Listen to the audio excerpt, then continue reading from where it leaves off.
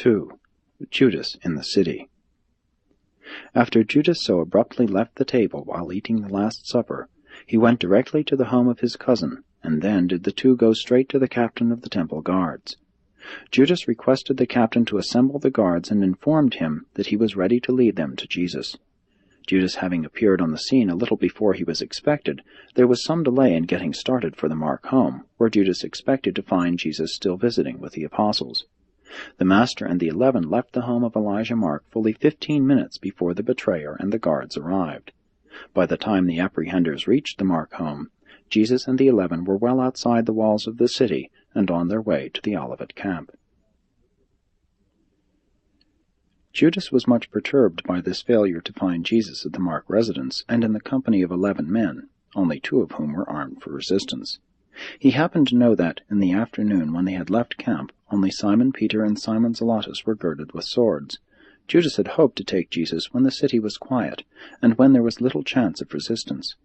The betrayer feared that, if he waited for them to return to their camp, more than 60 of devoted disciples would be encountered, and he also knew that Simon Zelotes had an ample store of arms in his possession. Judas was becoming increasingly nervous as he meditated how the 11 loyal apostles would detest him, and he feared they would all seek to destroy him. He was not only disloyal, but he was a real coward at heart. When they failed to find Jesus in the upper chamber, Judas asked the captain of the guard to return to the temple. By this time the rulers had begun to assemble at the high priest's home preparatory to receiving Jesus, seeing that their bargain with the traitor called for Jesus' arrest by midnight of that day. Judas explained to his associates that they had missed Jesus at the Mark home, and that it would be necessary to go to Gethsemane to arrest him.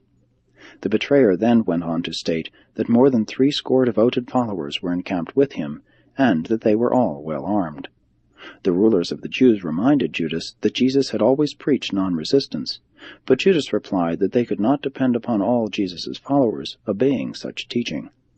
He really feared for himself, and therefore made bold to ask for a company of 40 armed soldiers. Since the Jewish authorities had no such force of armed men under their jurisdiction, they went at once to the fortress of Antonia and requested the Roman commander to give them this guard. But when he learned that they intended to arrest Jesus, he promptly refused to accede to their request, and referred them to his superior officer.